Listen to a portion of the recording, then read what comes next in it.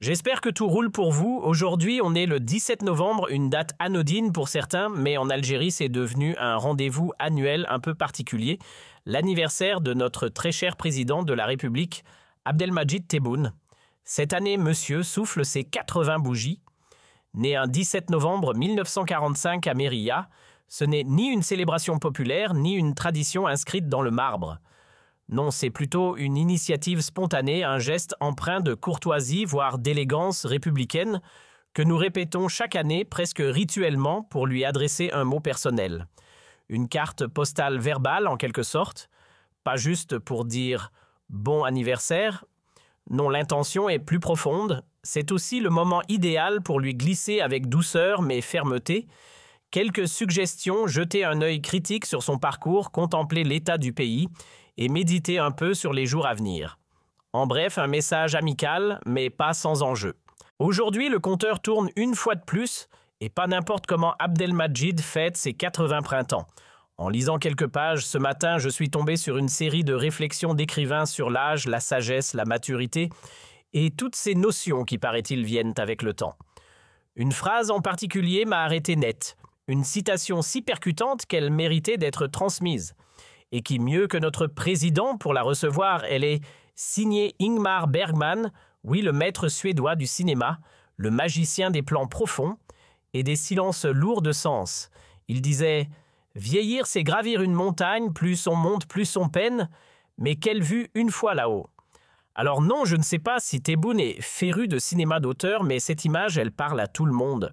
Et à 80 ans, j'ai envie de lui poser une simple question en toute courtoisie.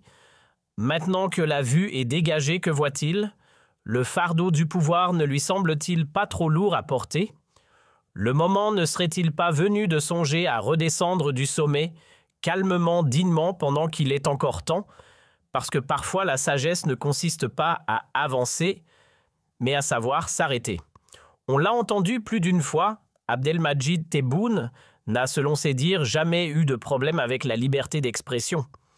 Il affirme main sur le cœur ne pas être opposé à une presse libre ni à la présence de journaux indépendants. Dans ses prises de parole officielles, et Dieu sait qu'il en a fait un paquet, il insiste régulièrement là-dessus. Il faut dire que les entretiens, c'est son truc. Il en a même fait une sorte de rendez-vous institutionnel, des interviews fleuves parfois d'1 à 2 heures avec les médias locaux. On pourrait presque en faire une série Netflix Confession présidentielle, volume mensuel. Et sur un point, je le rejoins. J'espère que tout roule pour vous. Aujourd'hui, on est le 17 novembre, une date anodine pour certains, mais en Algérie, c'est devenu un rendez-vous annuel un peu particulier, l'anniversaire de notre très cher président de la République, Abdelmadjid Tebboune. Cette année, monsieur souffle ses 80 bougies. Né un 17 novembre 1945 à Mérilla, ce n'est ni une célébration populaire, ni une tradition inscrite dans le marbre. Non, c'est plutôt une initiative spontanée, un geste empreint de courtoisie, voire d'élégance républicaine, que nous répétons chaque année presque rituellement pour lui adresser un mot personnel. Une carte postale verbale en quelque sorte, pas juste pour dire « bon anniversaire ». Non, l'intention est plus profonde, c'est aussi le moment idéal pour lui glisser avec douceur mais fermeté quelques suggestions, jeter un œil critique sur son parcours, contempler l'état du pays et méditer un peu sur les jours à venir. En bref, un message amical, mais pas sans enjeu. Aujourd'hui, le compteur tourne une fois de plus, et pas n'importe comment Abdelmadjid fête ses 80 printemps. En lisant quelques pages ce matin, je suis tombé sur une série de réflexions d'écrivains sur l'âge, la sagesse, la maturité, et toutes ces notions qui, paraît-il, viennent avec le temps. Une phrase en particulier m'a arrêté net. Une citation si percutante qu'elle méritait d'être transmise. Et qui mieux que notre président pour la recevoir, elle est signée Ingmar Bergman, oui le maître suédois du cinéma, le magicien des plans profonds et des silences lourds de sens. Il disait « Vieillir, c'est gravir une montagne, plus on monte, plus on peine, mais quelle vue une fois là-haut ». Alors non, je ne sais pas si Tebboune est féru de cinéma d'auteur, mais cette image, elle parle à tout le monde. Et à 80 ans, j'ai envie de lui poser une simple question en toute courtoisie. Maintenant que la vue est dégagée, que voit-il? Le fardeau du pouvoir ne lui semble-t-il pas trop lourd à porter? Le moment ne serait-il pas venu de songer à redescendre du sommet, calmement, dignement, pendant qu'il est encore temps? parce que parfois la sagesse ne consiste pas à avancer, mais à savoir s'arrêter. On l'a entendu plus d'une fois, Abdelmadjid Tebboune n'a, selon ses dires, jamais eu de problème avec la liberté d'expression. Il affirme main sur le cœur ne pas être opposé à une presse libre ni à la présence de journaux indépendants. Dans ses prises de parole officielles, et Dieu sait qu'il en a fait un paquet, il insiste régulièrement là-dessus. Il faut dire que les entretiens, c'est son truc. Il en a même fait une sorte de rendez-vous institutionnel, des interviews fleuves parfois d'1 à 2 heures avec les médias locaux. On pourrait presque en faire une série Netflix Confession présidentielle, volume mensuel. Et sur un point, je le rejoins volontiers, il faut tracer des lignes rouges. La diffamation, l'insulte gratuite, les attaques personnelles, ce n'est pas acceptable. Ni dans le journalisme, ni dans le débat politique, ni ailleurs. Là où nos chemins se séparent, c'est sur la manière de réagir. Car pour lui, toute dérive verbale mérite la case prison. Pour moi, non. On ne règle pas un tweet maladroit avec des barreaux, ni un mot de trop avec une condamnation ferme. Il y a des moyens plus intelligents, une sanction pécuniaire, une mise en garde, voire un rappel public à l'ordre.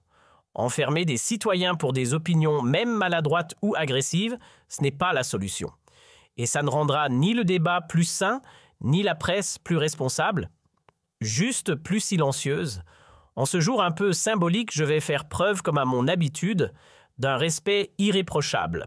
Et puisqu'on célèbre une date spéciale, j'aimerais lui demander avec toute la politesse possible de m'accorder un instant d'attention.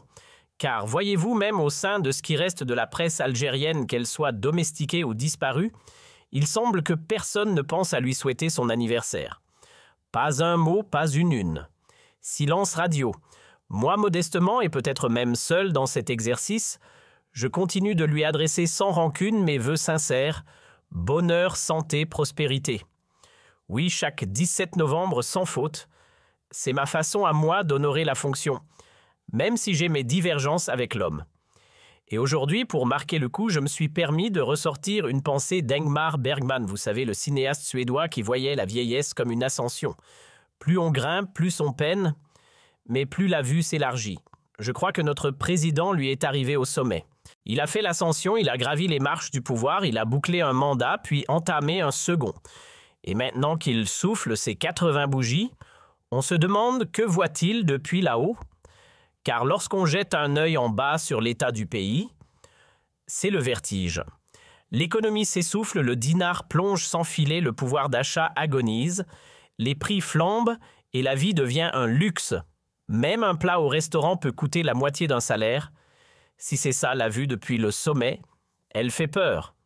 Faites un tour dans un resto ordinaire à Alger ou dans n'importe quelle grande ville du pays et vous verrez une simple addition peut vous engloutir entre 20 à 50% de votre salaire minimum. Oui, vous avez bien entendu, et je ne parle même pas de gastronomie étoilée. Là, on est dans les établissements du peuple, ceux censés être accessibles. Osez franchir la porte d'un restaurant un peu plus chic et vous risquez de voir votre revenu mensuel fondre en un seul repas en famille. Une tragédie culinaire à ciel ouvert. La réalité économique est là brutale, implacable. Elle ne se maquille pas. On peut bien tenter de repeindre les murs avec des discours optimistes, dire que tout va mieux, que le pays avance. C'est ce que fait Tebboune et après tout, c'est son rôle défendre son mandat, protéger son bilan. Mais entre les mots et la vie réelle, il y a une fracture. Et cette fracture, c'est le portefeuille du citoyen qui la ressent chaque jour. La vérité finit toujours par frapper sans filtre, sans phare, et elle pique. Voitures introuvables, produits de base aux abonnés absents. Pièces détachées en rupture et pneus devenus denrées rares, bienvenue en Algérie version 2025. L'industrialisation du pays. Un mirage. Le redressement économique. Un slogan vide. Si l'on compare à l'ère BFIC, on a même l'impression d'avoir reculé de plusieurs cases. Les grands projets promis à coups de micro et d'interviews par le président toujours en mode fantôme. Prenez par exemple le fameux projet de Erbilay.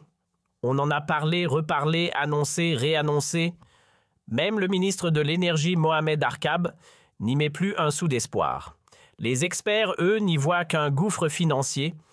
On s'apprête à injecter des milliards pour espérer au mieux récolter des miettes. À ce rythme-là, il nous faudra 2 décennies pour voir un retour sur investissement. S'il y en a un, le projet du phosphate encore dans les limbes. Quant aux nouvelles infrastructures, presque inexistantes. On continue de vivre sur l'héritage poussiéreux de l'ère Bouteflika. Les stations de dessalement d'eau, elles datent toutes de cette époque. Celle qu'inaugure aujourd'hui Tebboune ne tourne même pas à plein régime. Et les derniers stades construits encore un legs du passé, pas une œuvre du présent. Bref, on recycle du vieux en le repeignant aux couleurs du neuf. Qu'on soit bien clair, je ne suis pas ici pour lui tomber dessus, surtout pas le jour de son anniversaire. Ce n'est ni une attaque gratuite, ni un règlement de compte. En réalité, je crois sincèrement qu'il agit avec de bonnes intentions, ça je ne le remets pas en cause. Mais entre vouloir bien faire et savoir comment bien faire, il y a un monde. Tebboune lui semble avoir manqué le mode d'emploi pour gouverner un pays comme l'Algérie. Peut-être que dans sa tête, durant son tout premier mandat, il s'était fixé une mission simple, éteindre l'incendie. Relever un pays en crise, remettre un peu d'ordre dans la maison. C'est d'ailleurs ce qu'il laisse entendre parfois à demi-mot, parfois très clairement. Il faut dire qu'il n'a pas hérité d'un terrain stable, le soulèvement de 2019, puis la tempête sanitaire du Covid en 2020 ont complètement paralysé l'agenda. Pendant près de 3 ans, ce sont les urgences qui ont dicté le tempo. Il a essayé de maintenir l'équilibre, d'éviter que tout ne s'écroule, que les institutions ne s'effondrent. Il voulait contenir l'effondrement, pas forcément construire. Et peut-être que dans ce contexte, c'était tout ce qu'il pensait pouvoir faire. La méthode qu'il a choisie pour stabiliser le pays, disons qu'elle soulève quelques questions. On a vu des opposants enfermer des journalistes arrêtés, et même ironie du sort, une condamnation à mort prononcée contre moi, alors que je suis ici aujourd'hui à lui souhaiter un joyeux anniversaire. Oui, c'est cocasse, mais peu importe. Si je prends la parole, ce n'est ni par vengeance ni par rancœur, c'est pour l'intérêt collectif. Et malgré tout ce qui nous oppose, malgré les décisions qui ont pesé lourd sur ma vie, il reste le président, le chef de l'État, le symbole officiel de mon pays. Et c'est justement parce qu'il représente l'Algérie que le bilan est difficile à avaler.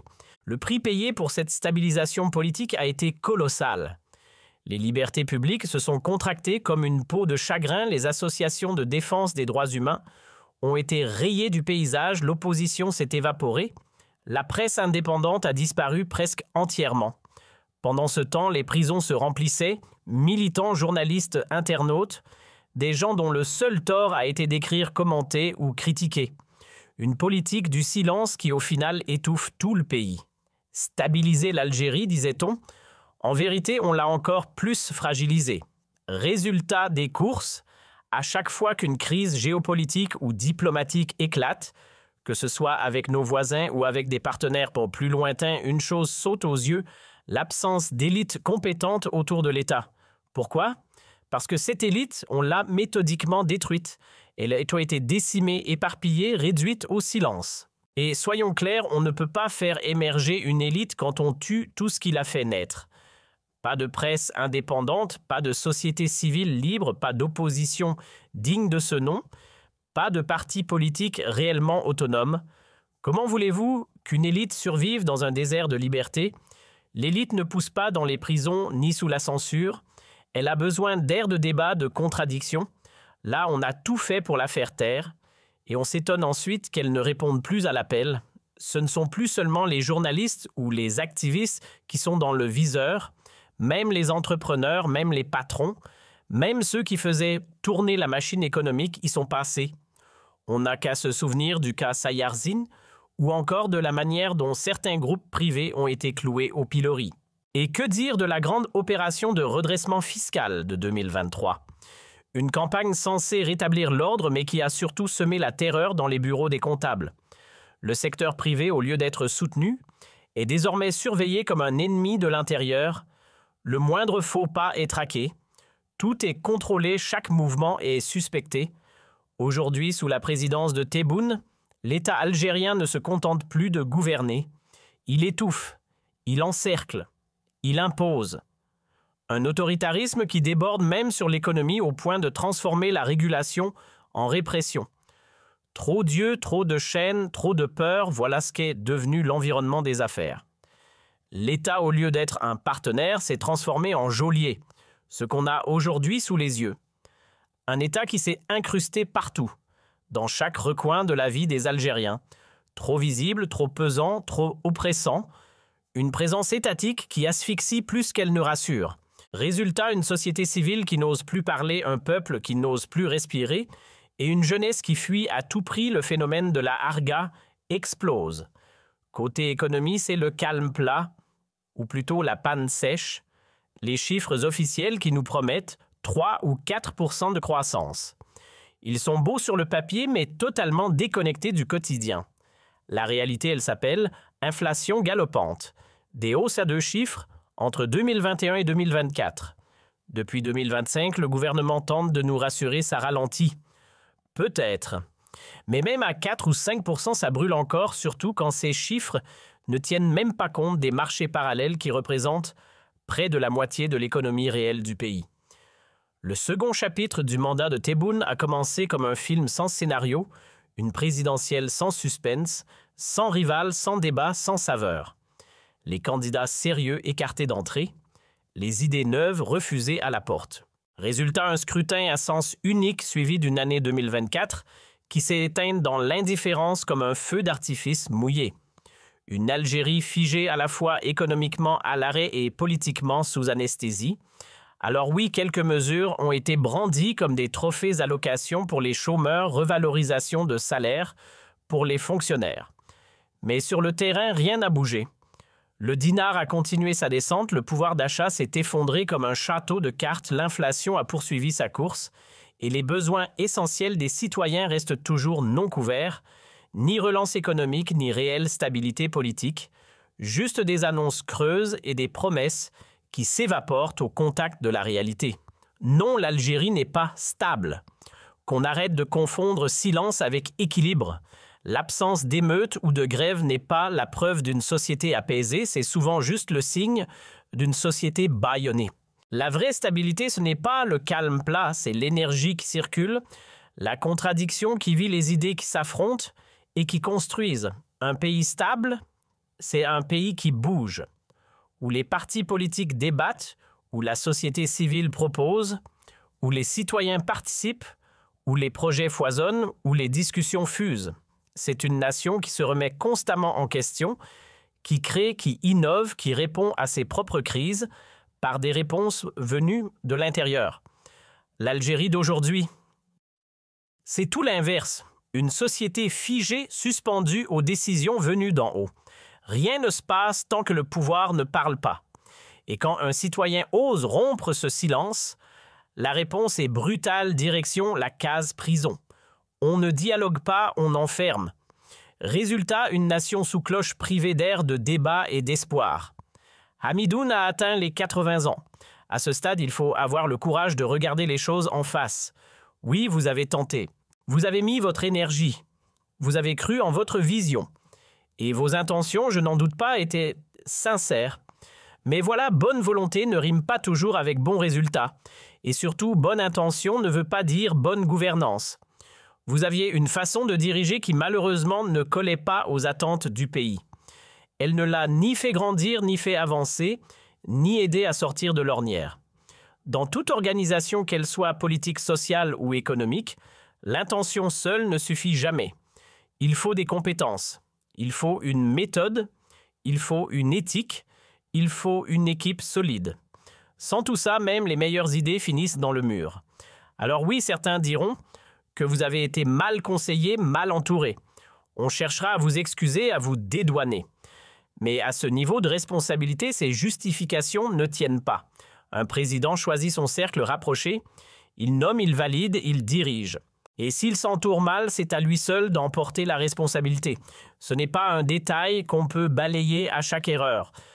Alors on fait quoi maintenant? À 80 ans, la question mérite d'être posée. Il y a un auteur, Oscar Wilde, que vous connaissez peut-être, qui avait cette phrase cinglante mais brillante « L'âge apporte la sagesse, parfois.